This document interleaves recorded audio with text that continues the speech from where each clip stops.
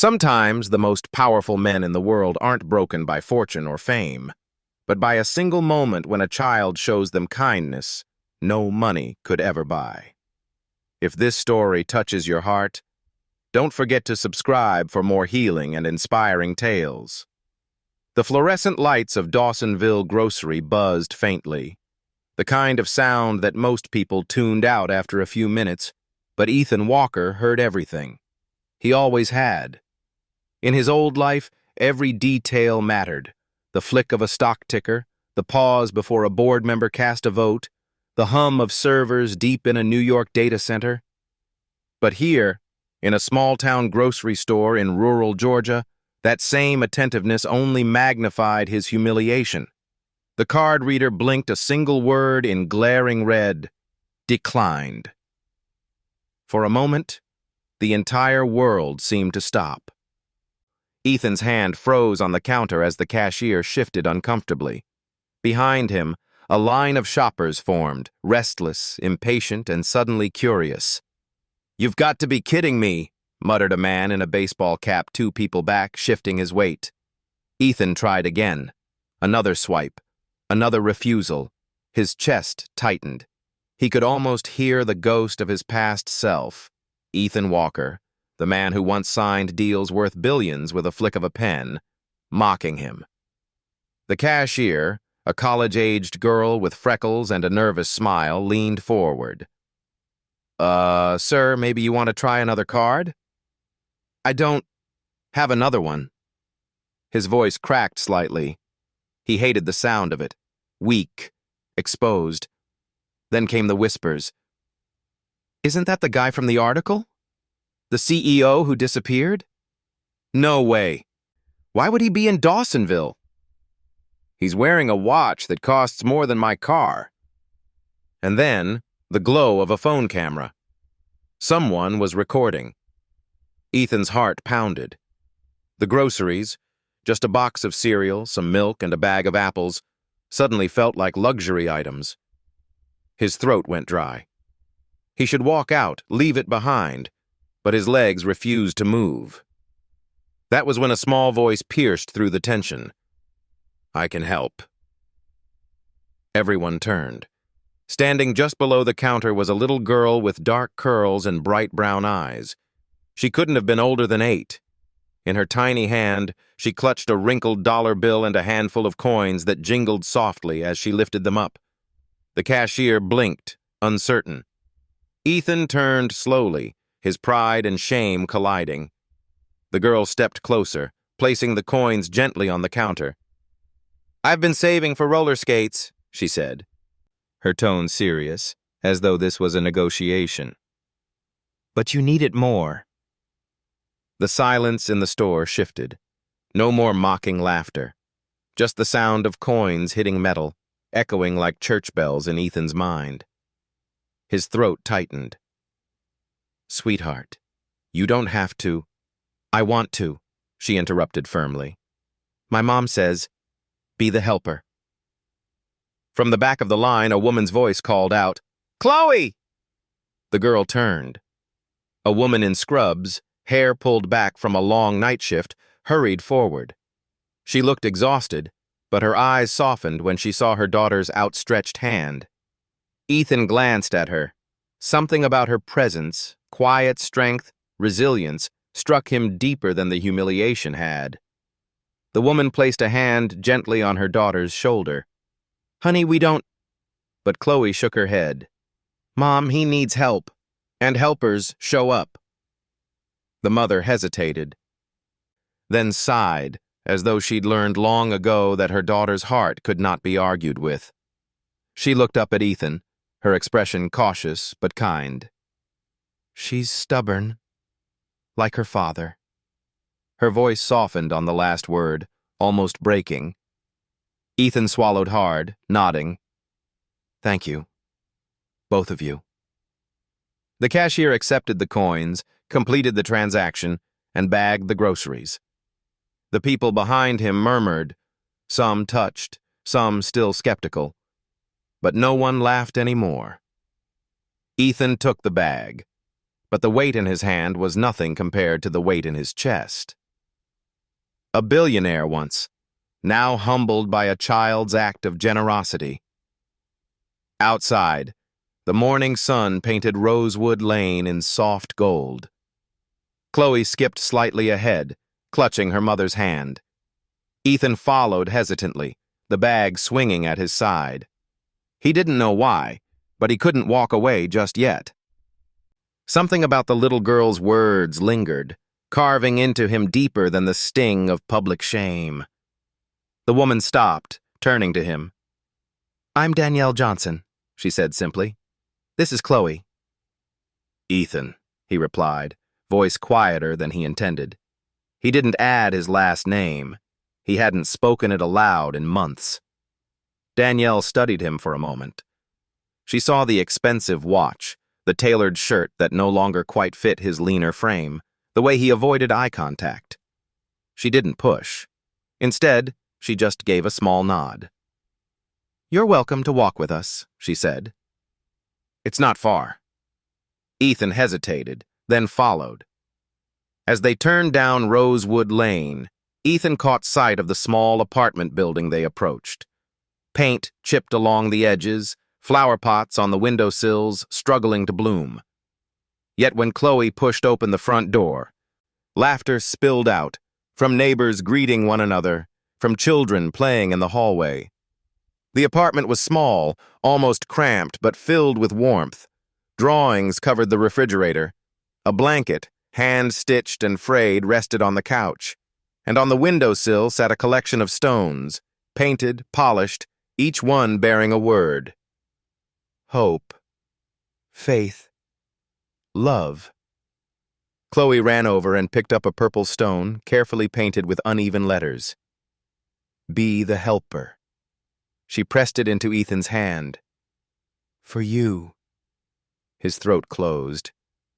He wanted to refuse, to insist she keep it, but her eyes, bright, unwavering, didn't leave space for refusal. Danielle watched silently, arms crossed, the trace of a smile flickering at the corner of her lips.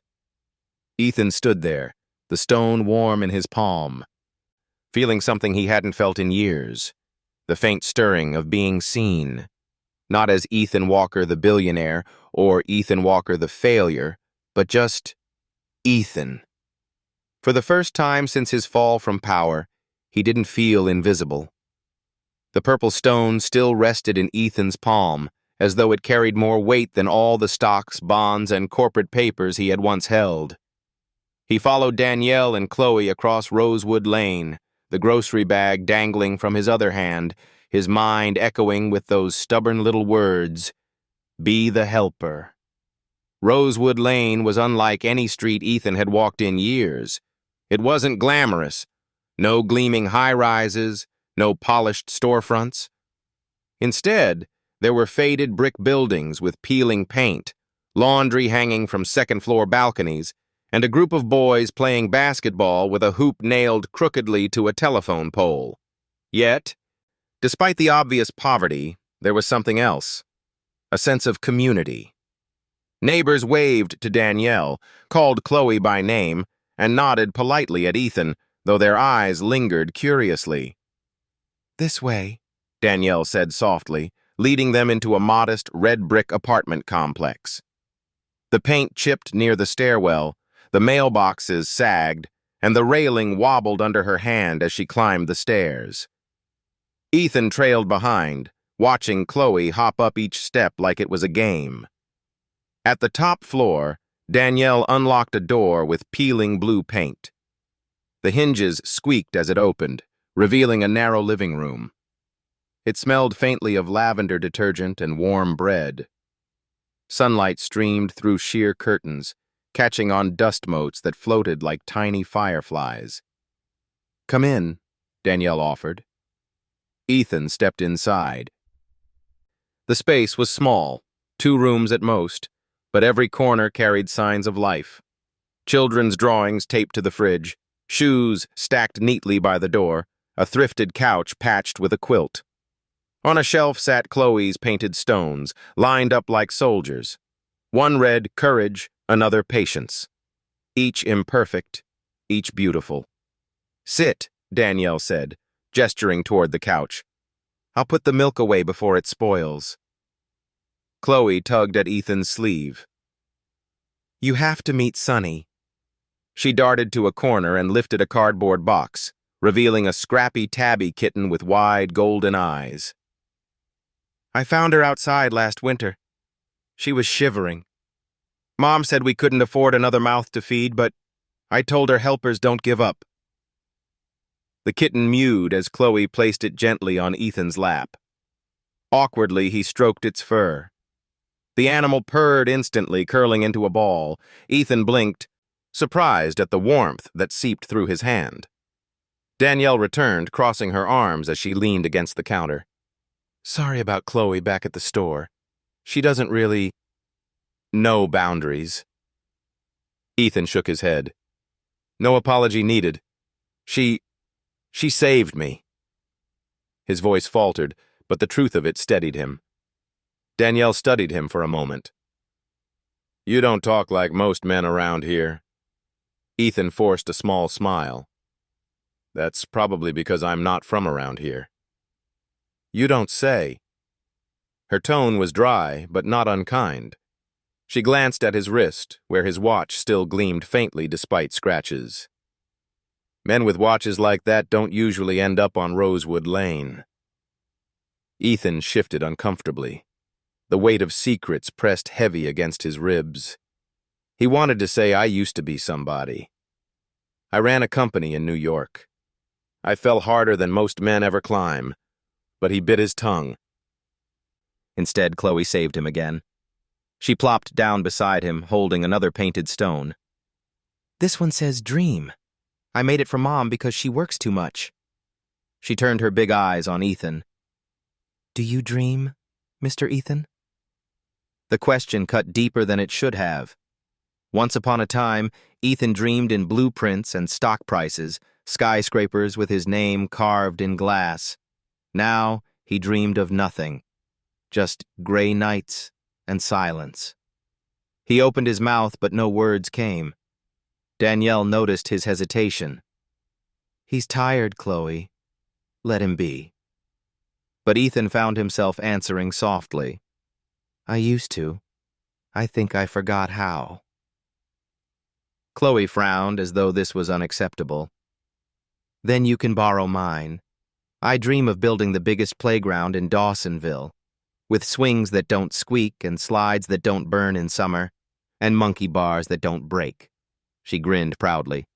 "That way, kids don't just stay inside. They can laugh." Ethan chuckled despite himself. It had been years since he'd heard such unfiltered hope. "That's a good dream." Danielle's expression softened, but her eyes carried a question. She studied him carefully, as if piecing together a puzzle. "Ethan," she said finally, "what exactly brought you to Dawsonville?" The question hung heavy in the small room.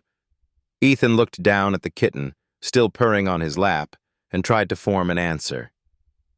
"Just needed some quiet," he said.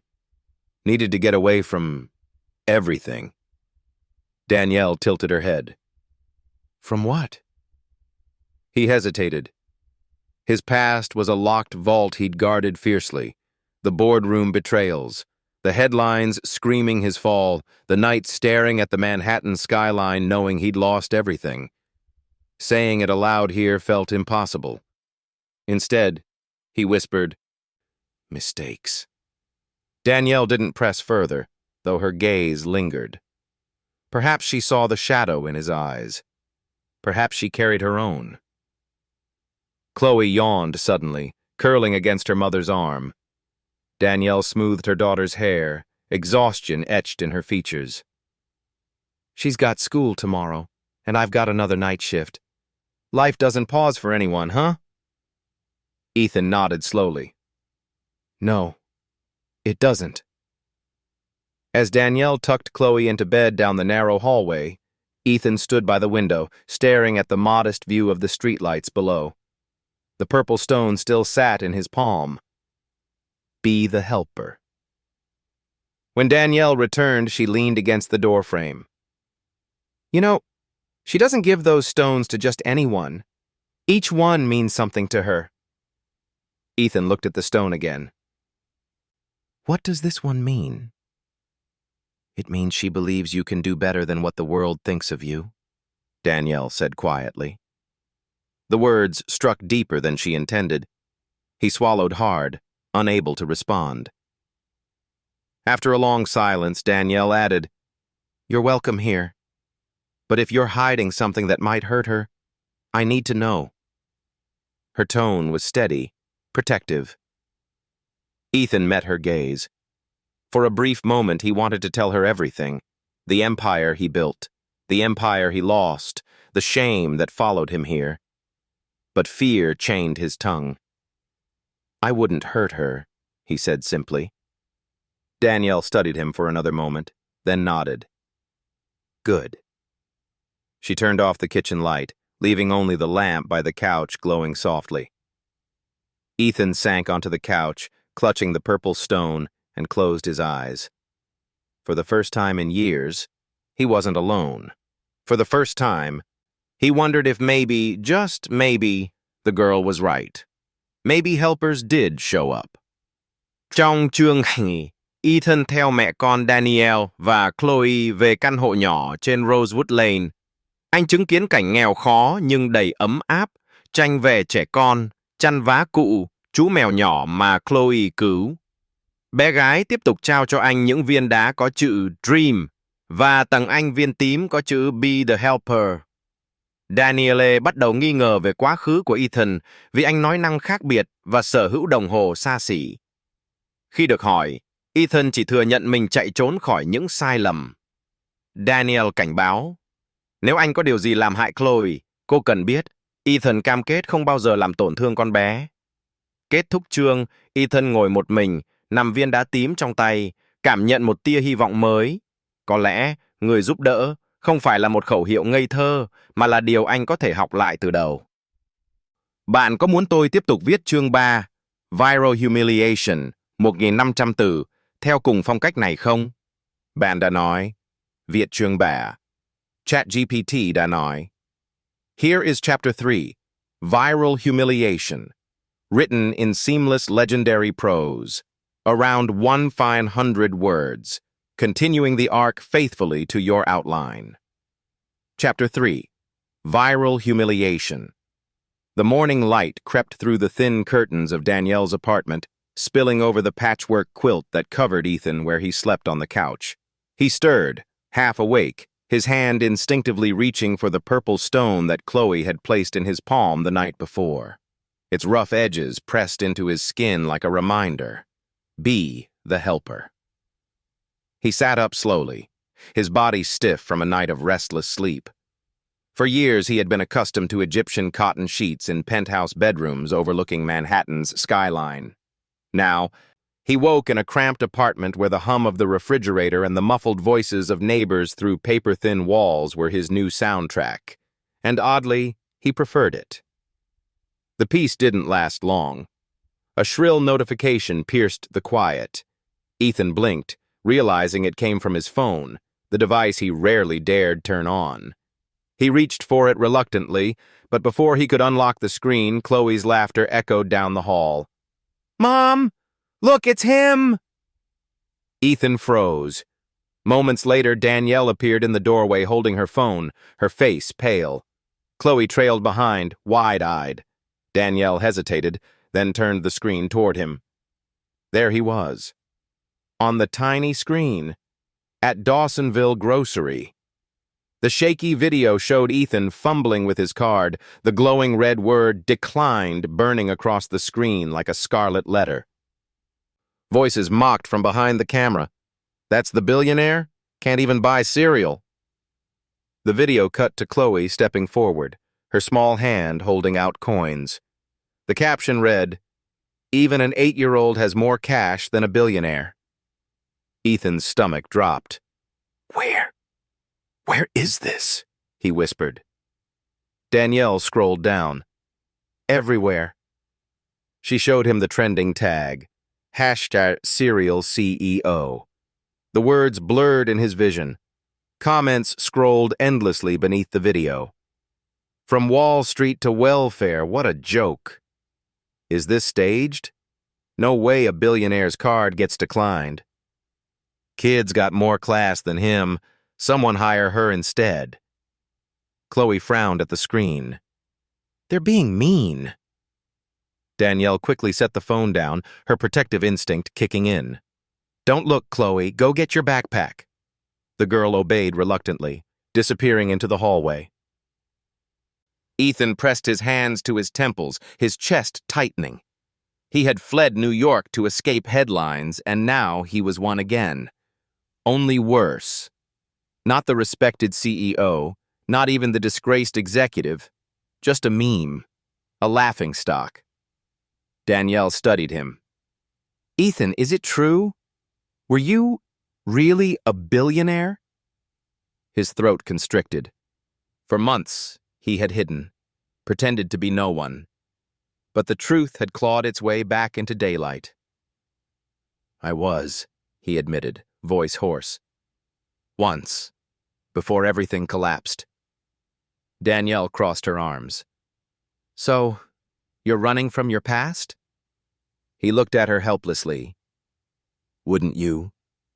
Her gaze softened, though she didn't lower her guard. Maybe, but you can't run forever. Dawsonville isn't invisible, not anymore. The internet doesn't let anyone hide. Ethan buried his face in his hands. The humiliation was unbearable. A man who once dictated market movements with a word, now reduced to a trending hashtag about cereal. The door creaked. Chloe padded back into the room, clutching a crumpled drawing.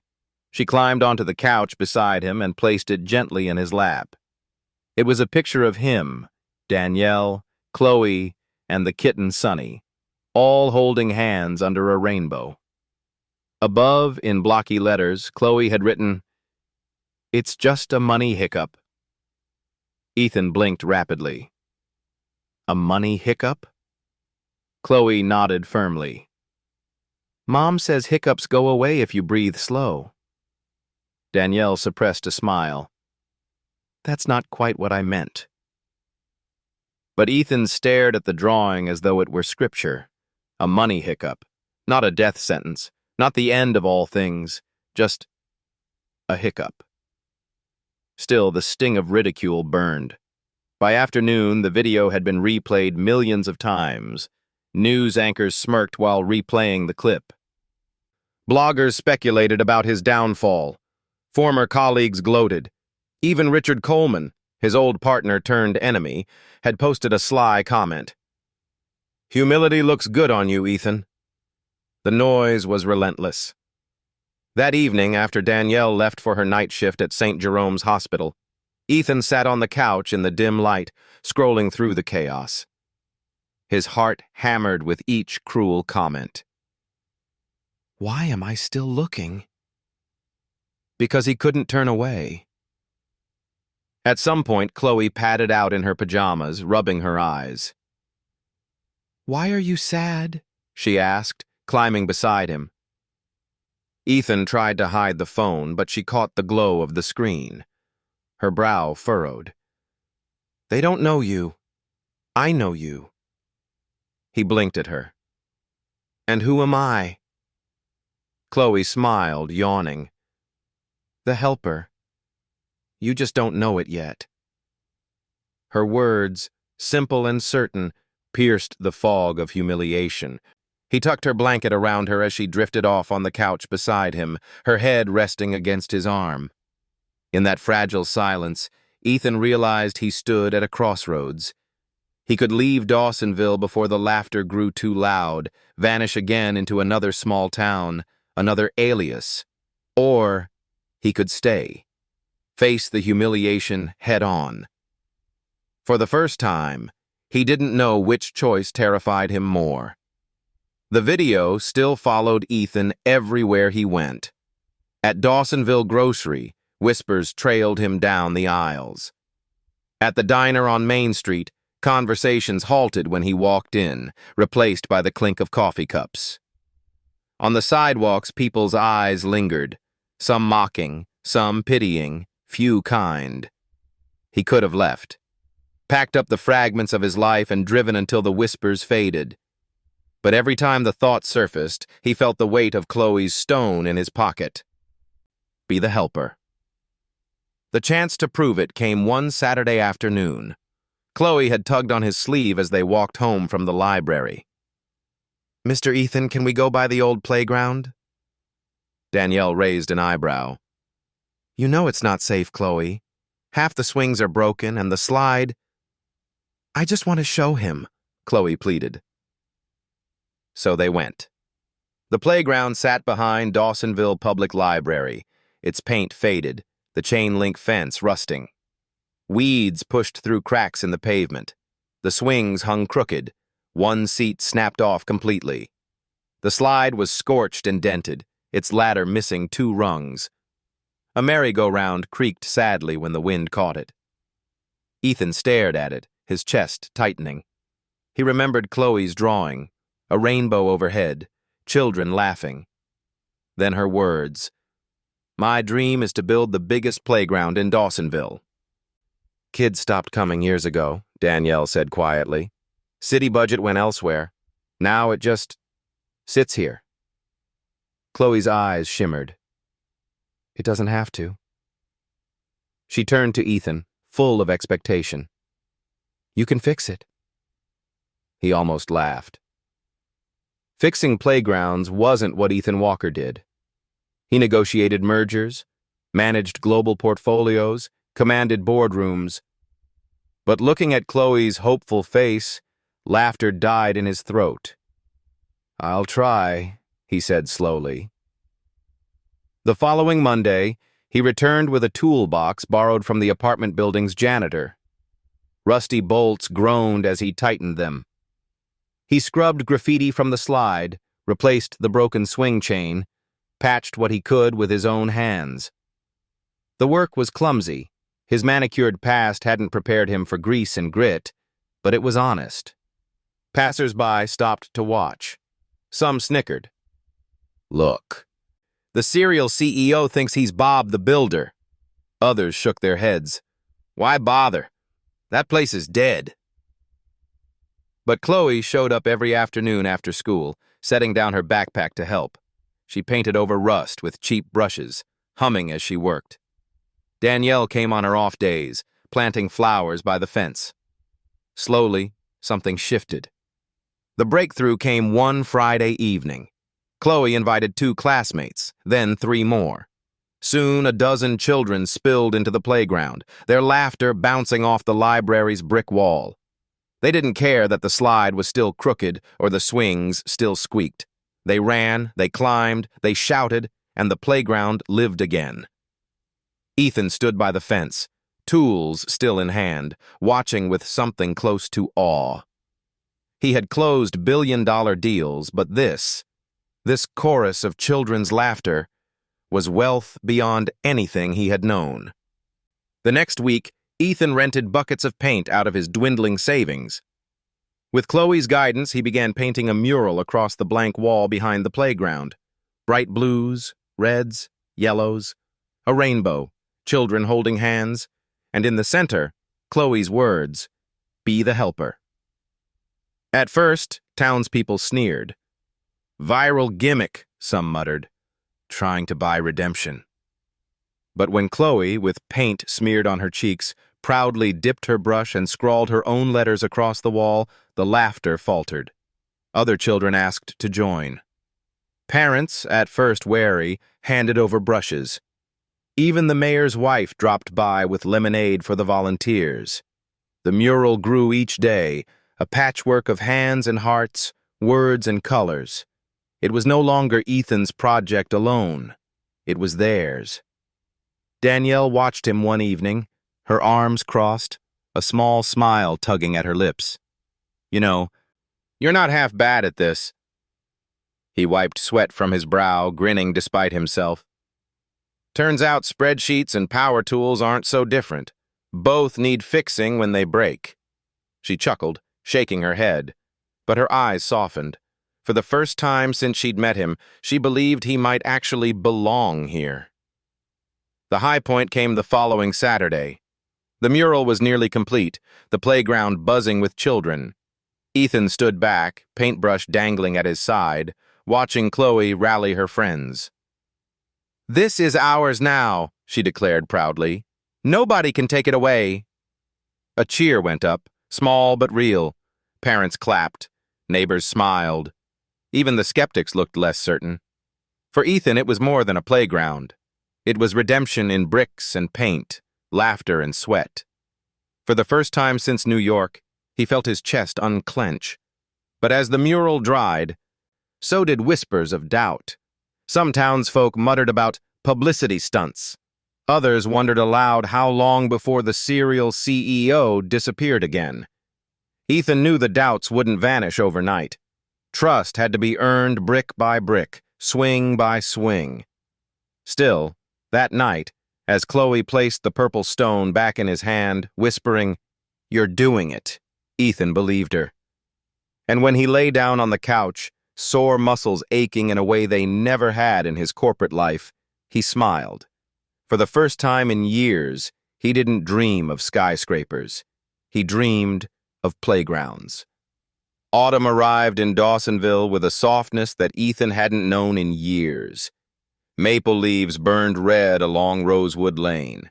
Children raced through the playground behind the library, their laughter carrying in the crisp air. The mural was complete now, bold and bright, with Chloe's words shining at the center. Be the helper. Ethan stood at the fence, hands in his pockets, watching Chloe organize a game of tag with half a dozen friends. Danielle leaned against the swings, smiling despite the fatigue that lingered in her face after long night shifts. For the first time since New York, Ethan felt a fragile peace. And then he saw him. The figure appeared at the far end of the playground, polished shoes crunching over fallen leaves, the gray tailored suit, the gleaming tie, the sharp haircut. He was the only man in Dawsonville dressed as though stepping out of a Wall Street boardroom. Ethan's chest tightened. He would have recognized that stride anywhere. Richard Coleman. Richard stopped just outside the gate, surveying the mural with a smirk tugging at the corner of his mouth. "So, this is where you've been hiding." The children slowed their play. Danielle looked up, her expression wary. Ethan straightened, shoulders tensing. "Richard," he said flatly. His old partner stepped inside, his presence magnetic, unsettling. He scanned the playground as though it were a curiosity rather than a sanctuary. "Quite the setup. From penthouses in Manhattan to jungle gyms in Georgia. You've fallen farther than I thought." Danielle approached cautiously. "Who is this?" "A colleague," Ethan said, though the word tasted bitter. "Former colleague," Richard corrected. He extended a manicured hand to Danielle. "Richard Coleman, investment strategist, Wall Street." Danielle shook it briefly, her eyes narrowing. She didn't trust him, not for a moment. Richard turned back to Ethan. "Your little viral moment. Declined at the register, saved by a child. Humiliating, yes, but publicity gold. Everyone's talking about you again. You could leverage this, Ethan. Rebuild your brand. Step back into the spotlight." Ethan stiffened. "That's not what this is about." Richard chuckled. "Oh, please, don't tell me you're serious about this mural nonsense. You and I built empires, Ethan, and you're here patching playgrounds? You've forgotten who you are." Chloe, sensing the tension, walked up clutching her painted stone. "He's not forgotten," she said firmly. "He's helping." Richard's eyes flicked down at her, amused. "Cute.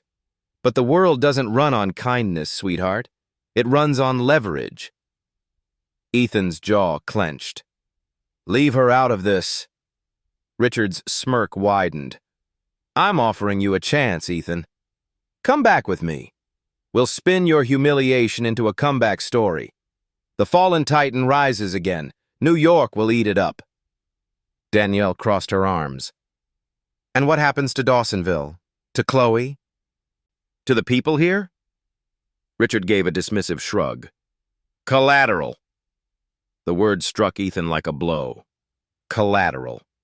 That was what Richard had always called people who got hurt in their deals. Collateral damage. Ethan shook his head. I don't want that life anymore.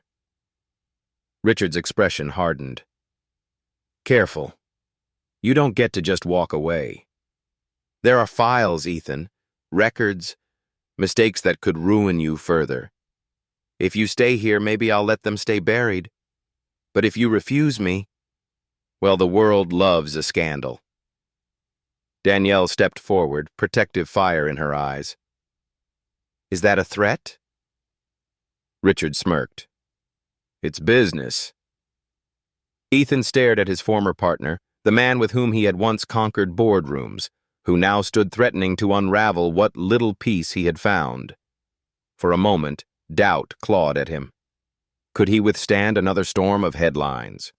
Another round of humiliation? But then he felt the weight of the purple stone in his pocket. Chloe's words echoed.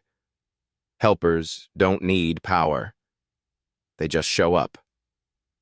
He drew a slow breath. If exposing me gives you joy, Richard, go ahead. But I'm not leaving. Not for you. Not for Wall Street. Richard's smirk faltered, just slightly. You'll regret this. Maybe, Ethan said, his voice steady. But at least I'll regret it here. Chloe slipped her small hand into his, squeezing tight. Danielle stood beside him, silent but firm. And in that moment, Ethan knew he wasn't standing alone anymore. Richard adjusted his cufflinks, his expression cold. We'll see how long your little town keeps believing in you. Then he turned sharply, his polished shoes carrying him back down Rosewood Lane until he vanished around the corner. The playground exhaled. Children resumed their laughter. Danielle placed a hand on Ethan's arm. You okay? He nodded slowly. For the first time in a long time. Yes. But deep inside, he knew Richard wasn't finished, and when the storm came, Dawsonville would feel it. Dawsonville had begun to change. Slowly, cautiously, like a flower testing sunlight after years in the shade. The playground behind the library echoed with laughter again.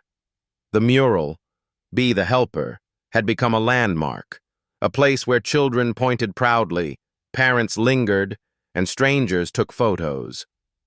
For Ethan, it was fragile proof that maybe he could belong here. Every nail he hammered, every swing he tightened, every brushstroke of paint seemed to stitch him further into the town's fabric. But Richard's visit haunted him. Days turned to weeks. Ethan went about his work, but unease lingered in the corners of his thoughts.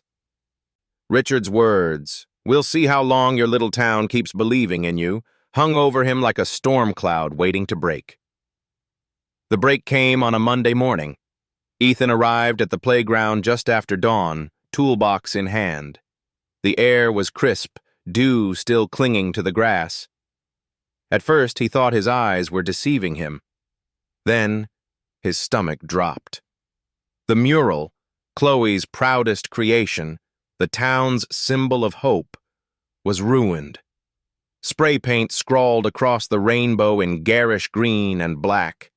Dollar signs, mocking faces, words like fraud and liar.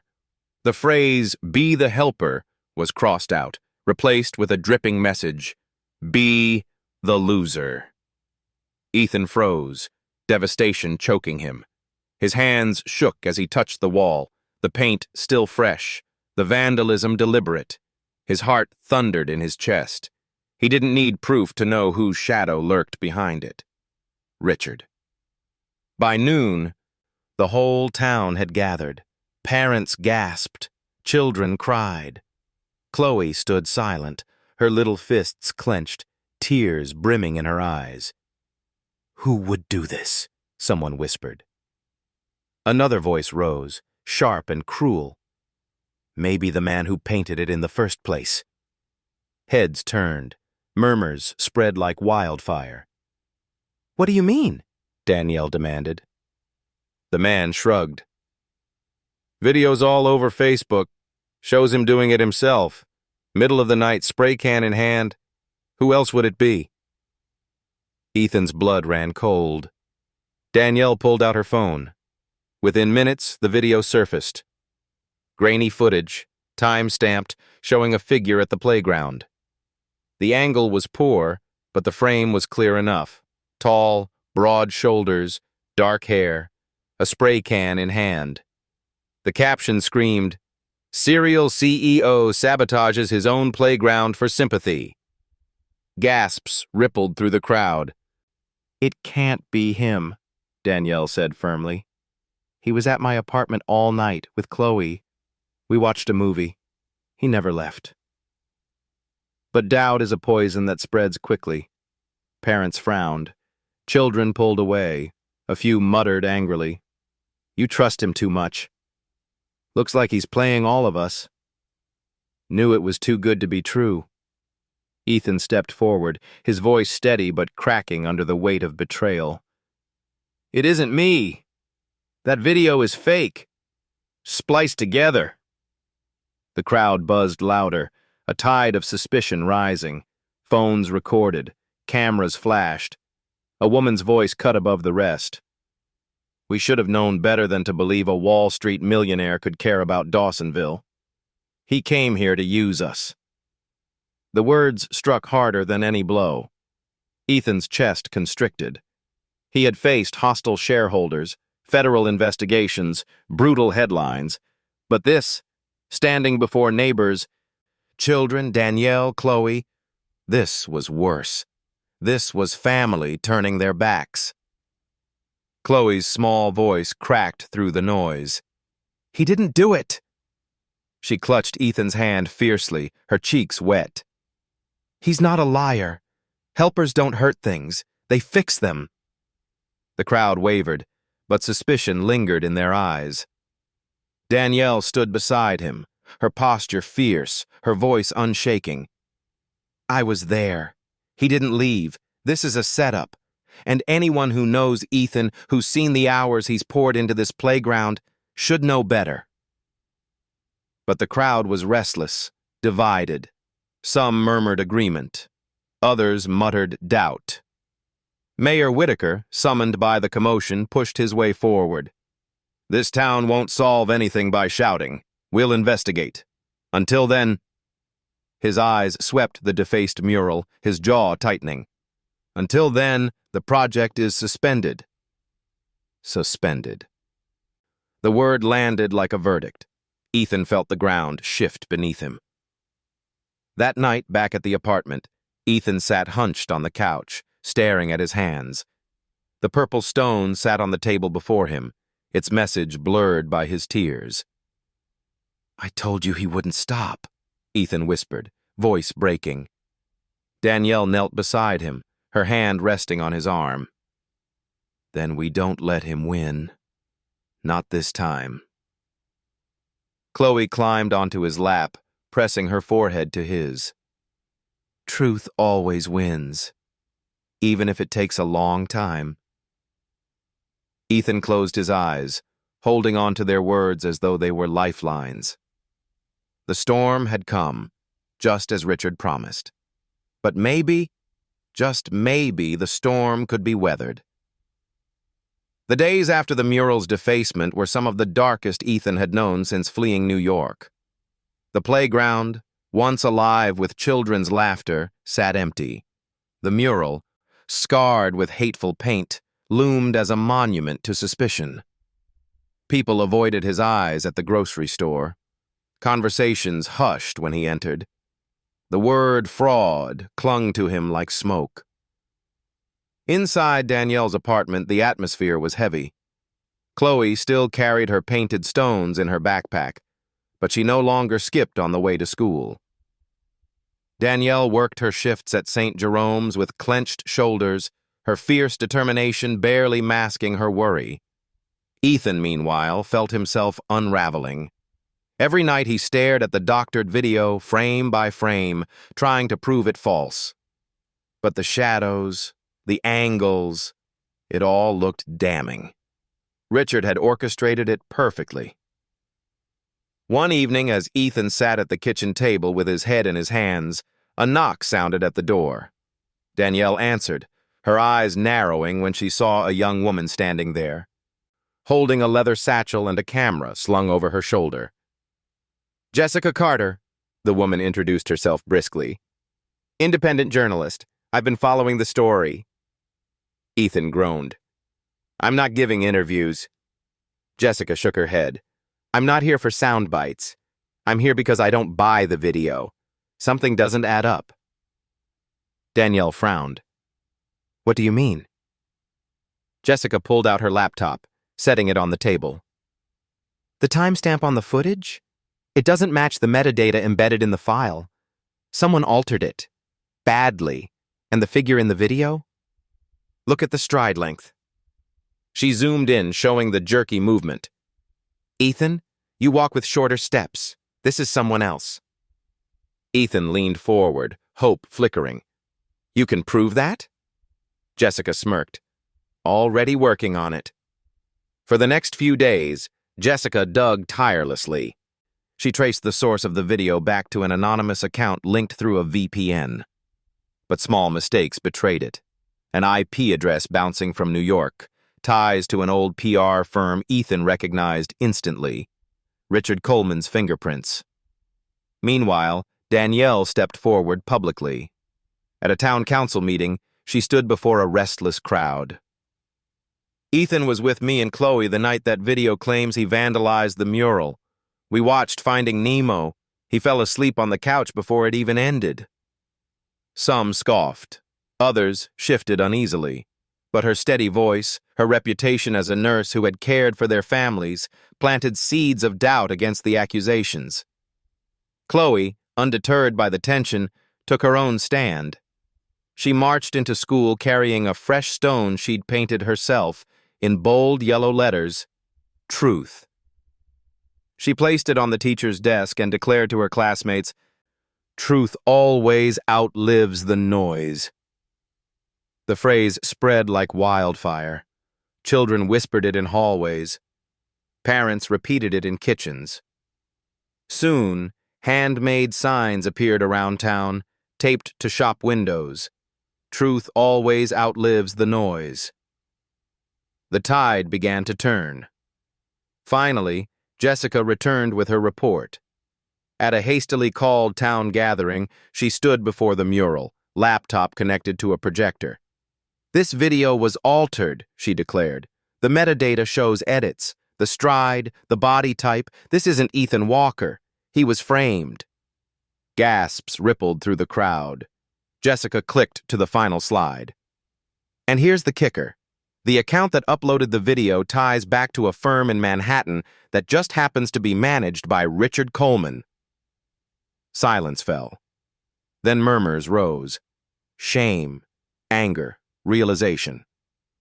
Ethan stepped forward, his voice unsteady but clear. "I didn't come here to rebuild my name. I came here because I had nothing left. But you gave me something I didn't know I needed. A chance to be more than the man I used to be. I can't undo my past, but I can choose who I am now. And I want to be the helper, not for headlines, for Dawsonville, for Chloe, for all of you." A hush lingered. Then, slowly, applause began. It grew, filling the night air, echoing against the library's brick walls. Chloe beamed, clutching Ethan's hand. Danielle's eyes shimmered with pride. Together, the townspeople picked up brushes. Children dipped paint into buckets. Parents scrubbed away the vandalism. And as the sun set, they painted anew, restoring the rainbow, brightening the colors, writing across the wall in bold, unmissable letters, "Truth always outlives the noise." When it was done, Ethan stepped back, paint on his hands, sweat on his brow, tears in his eyes. The mural was no longer his. It was Dawsonville's. and for the first time, the town truly saw him. Not as the fallen CEO or the viral joke, but as a man trying to live differently. The burden on his chest lifted, not completely, but enough to breathe again. The mural stood tall once more, brighter than before, with the words, "Truth always outlives the noise," shining like a beacon against the red brick wall. For Ethan, it was more than vindication. It was a rebirth. The town had looked him in the eye, doubted him, nearly condemned him, and then chose to stand with him. That kind of trust, once lost in New York's glass towers, was something he never thought he'd feel again. But vindication alone wasn't enough. "Playgrounds are good," Chloe told him one evening as she dangled from the swings, "but helpers need somewhere to meet, somewhere warm in winter, somewhere to read." Danielle, standing nearby, laughed softly. "She's been talking about the old library again." Ethan tilted his head. "The abandoned one?" "Hasn't been open in years," Danielle explained. "Budget cuts, roof leaks, nobody bothered fixing it." Chloe dropped from the swing and brushed dust off her jeans. "It could be more than a library. It could be Helper's Corner." The phrase stuck like a spark. That night, Ethan lay awake on the couch, the purple stone in his palm. Chloe's words echoed. Helpers need somewhere to meet. He pictured the abandoned library transformed, walls alive with books and color, children curled up in reading nooks, parents meeting at long tables, teenagers building projects together. A place where Dawsonville's fractured spirit could gather, not just heal, but grow. The next morning, he visited the library. The doors sagged on their hinges, the roof patched with tarps, dust thick inside. Sunlight filtered through broken windows, illuminating shelves stripped bare. Yet even in its ruin, Ethan saw potential. He saw Helper's Corner. It became his mission. At first, people were skeptical. The man just got cleared of vandalism and now he wants to rebuild a library? But Danielle backed him. Chloe rallied her classmates, dragging them through the musty halls and declaring, "This will be our place." Ethan met with contractors, not as the billionaire CEO commanding skyscrapers, but as a man negotiating with every dollar he had left. He bartered, begged favors, convinced volunteers. Soon the sound of hammers and saws filled the air. He was there every day, hauling debris, scrubbing floors, sanding wood. Danielle joined him after her shifts, sleeves rolled up, determination in her eyes. Chloe painted posters with her friends. "Be the helper, join us!" The town began to notice. Where once they had doubted, now they watched with curiosity, then admiration. Parents dropped off supplies. Retired carpenters offered their tools. Teenagers painted murals inside the halls. By the second month, the library was unrecognizable. Bright walls replaced peeling paint. A reading corner bloomed with beanbags and fairy lights. A study room was fitted with long tables and second-hand computers. One wing became a community hall with space for town meetings and after-school programs. And above the entrance, carved in wood by Ethan himself, were the words, "Helper's Corner." The grand opening was set for a Saturday. Flyers spread through Dawsonville. The mayor announced it at City Hall. By dawn, people were lining the sidewalk outside. Ethan stood at the doorway, heart pounding. He wore no suit, no tie, just a simple shirt rolled at the sleeves, paint still smudged on his hands. Danielle stood beside him, radiant in her quiet strength. Chloe held both their hands, bouncing on her toes with excitement. When Mayor John Whitaker arrived, he shook Ethan's hand firmly. "Mr. Walker, I'll admit, I had my doubts, but you've given this town something we forgot how to hope for. Today, Dawsonville takes a step forward. Then he gestured for Ethan to speak. Ethan's throat tightened. He had given speeches before, commanding auditoriums, commanding Wall Street. But this was different. This mattered. He looked at the crowd, neighbors, children, parents, the elderly leaning on canes, and began. I came here with nothing, no plan, no hope, just shame I couldn't carry anymore. I thought I was running from the world, but what I found was a little girl with a purple stone who told me to be the helper. He glanced down at Chloe, who beamed proudly. This place, Helper's Corner, isn't mine. It's yours. It's Dawsonville's. A place where children can learn, where neighbors can gather, where kindness becomes our greatest wealth. Because legacy isn't money. Legacy is what we build together, and together we've built this. The applause was thunderous. When the doors opened, children rushed in first, squealing as they discovered the reading nook with its glowing lights. Parents followed, marveling at the transformation. Elderly townsfolk sat in the community hall, sipping coffee served by volunteers. Music drifted through the air. Ethan walked the halls, overwhelmed. Each room buzzed with life, with gratitude, with belonging. For once, his name wasn't followed by mockery. For once, he wasn't a CEO or a scandal. He was simply Ethan, the helper.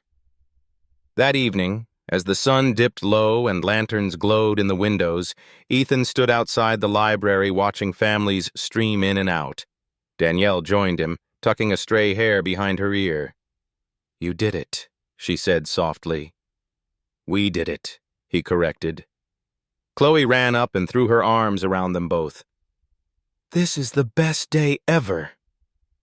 Ethan looked down at her, his heart swelling. He realized that maybe, just maybe, he had found what all his money had never given him: purpose, family, and home.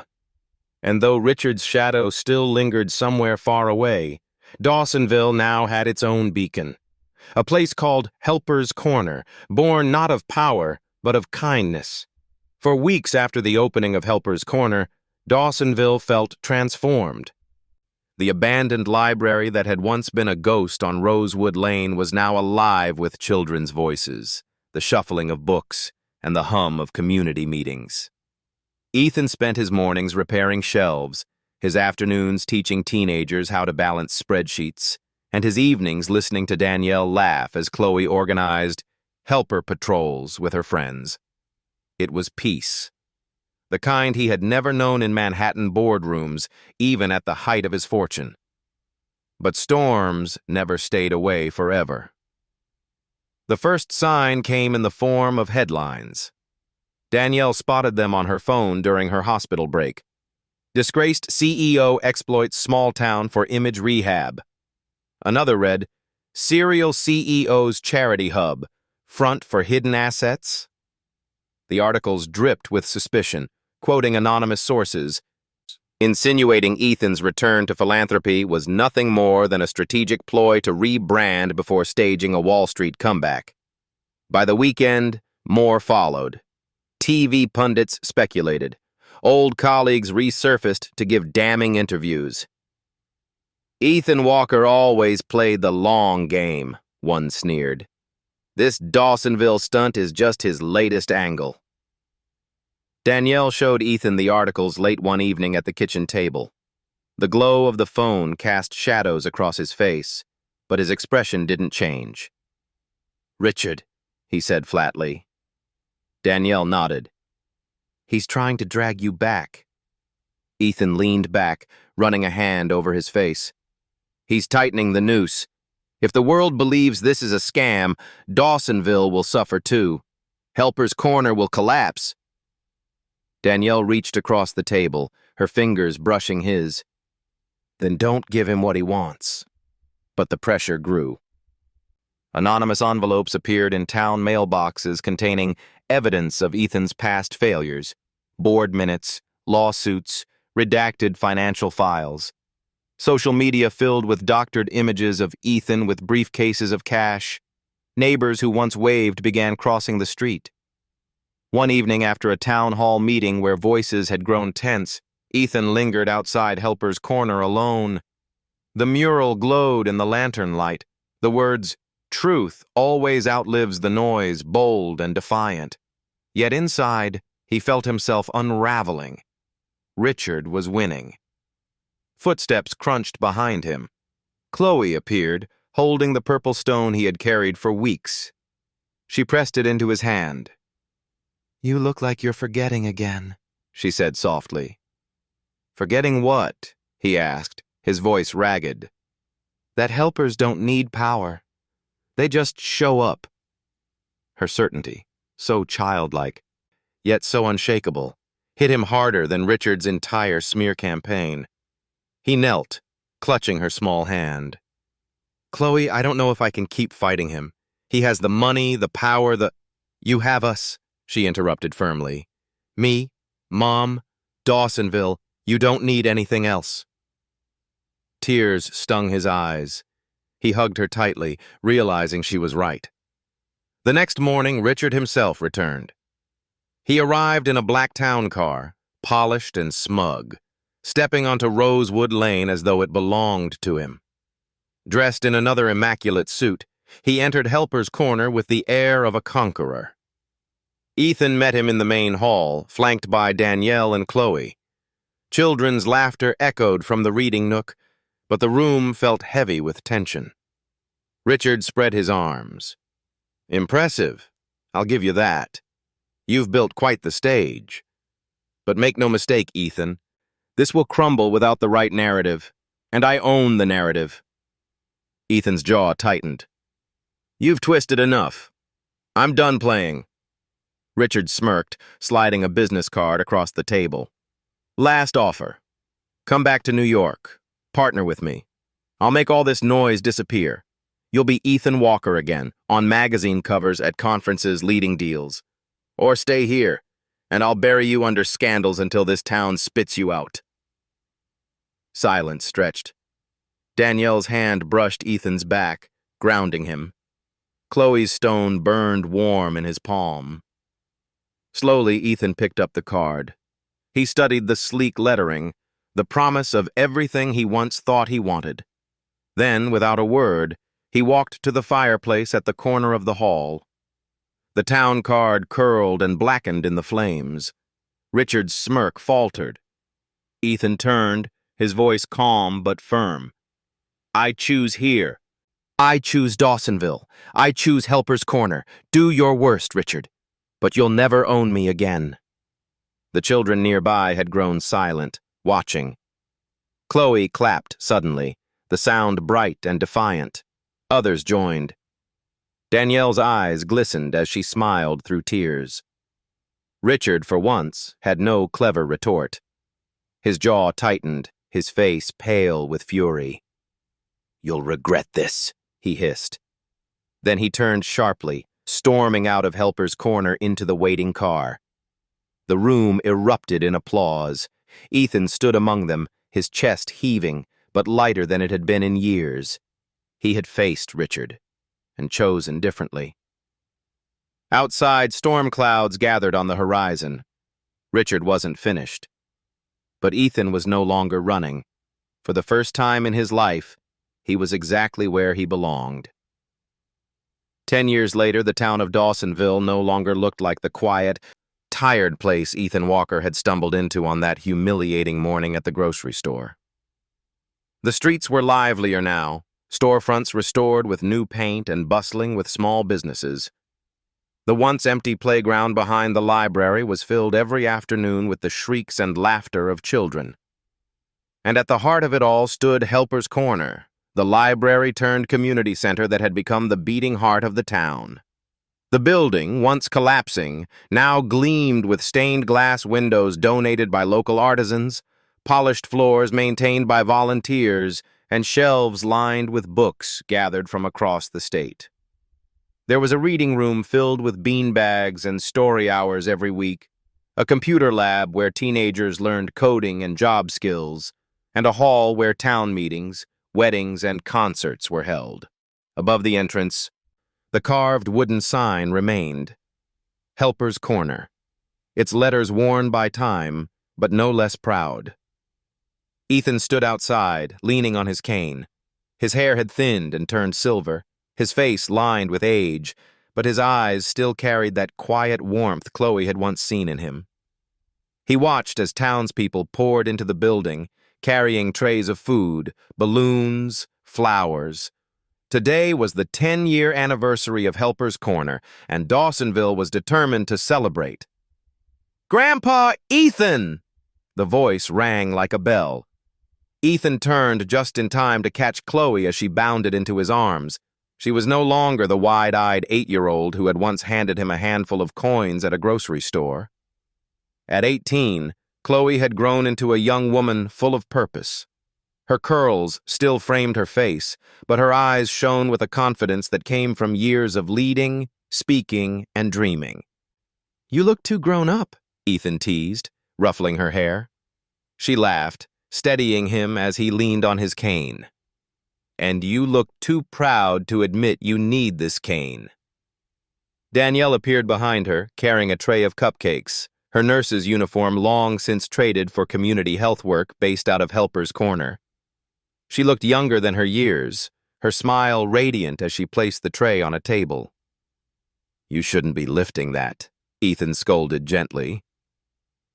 "And you shouldn't be pretending you're invincible," Danielle shot back, her eyes twinkling. They shared a smile that carried a decade of battles fought side by side. Inside, the celebration was already underway. Children recited poems about kindness. Teenagers displayed science projects they'd developed with mentors at Helper's Corner. A slideshow projected on the wall showed the transformation of Dawsonville.